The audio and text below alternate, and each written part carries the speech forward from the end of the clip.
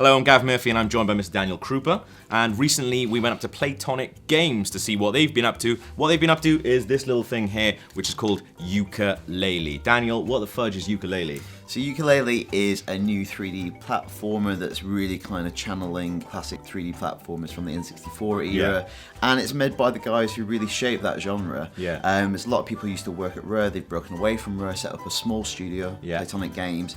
And it's like 6, 7 of them right now. And this is kind of the spiritual successor to Banjo-Kazooie. Well, let's be honest, it is Banjo-Kazooie 3.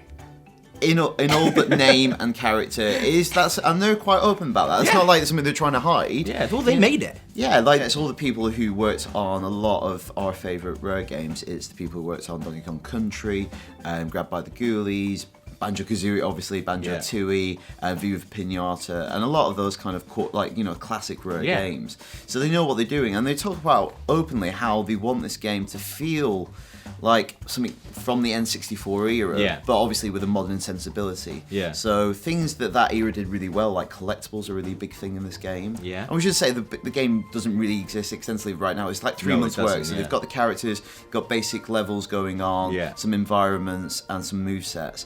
But they really want it to feel where like collectibles were a real thing. Oh yeah, definitely. Not like padding. No, but they talked about like the collectibles will actually influence what moves you can do in the game as well. Like that sounds really cool to me. So it's not just collecting for collecting's sake, which I can't stand personally. But it's actually collecting to actually do something, like you actually do something worthwhile with it. Yeah, and the guy who's the creative lead on the game is a guy called Gavin Price, who was QA tester first at Rare. That was kind of his apprenticeship.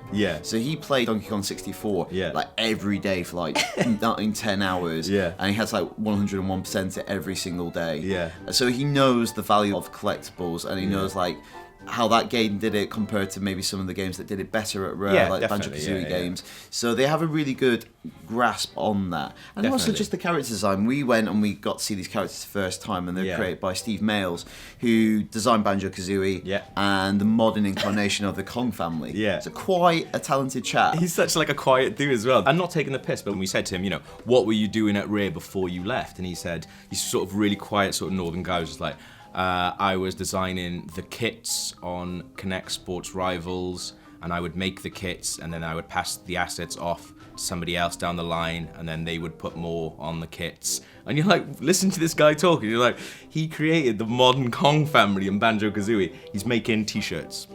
So there's really good buzz. It's a really small studio. They're all working kind of back to back, and they kind of spoke really warmly how it reminded them of the old days. The old days where you kind of have visibility across everything, and it's really collaborative, and you have your role, but doesn't stop you from working on something else. Definitely. But they're working to make this like in a kind of old school way, which suits it because it's kind of an old school style of game. It was quite funny as well. We were in their office and they were trying to come up with how Laylee the bat would sound, and the way that they found that sound, we were there when they sort of came up with it. I think there was 4 or 5 people in the office at the time.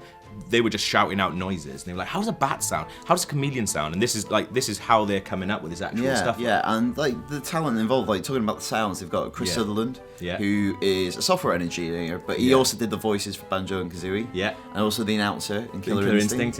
And they've got the same environment designer, Stephen Hurst, and the music as well, which you're my god, the music. So they've got David Wise, who, if you don't know him, did a lot of the Donkey Kong Country music that you'll just know. And we've actually got a track now we can play a little tiny bit for you.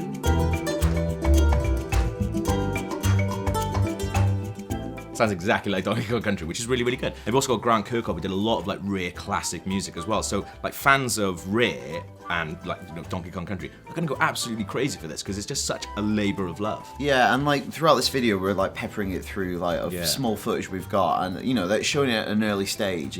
But you get a sense of how they're really trying to give, they're really fine tuning the way that the characters move and feel, and just making moving fun first. That's almost like the thing they want to get done first before they go off and make the rest of the game, is get the idea of just like going around the level feeling just right, which is something you get with all classic platformers. Exactly, and they're launching a Kickstarter for it, so that's what they're going to do. And they said to us, we could make the game, they could make a game fine, but they want to make it better. They want to release it on more platforms, so they don't just want to release it on PC. They want to release it on everything, which is amazing.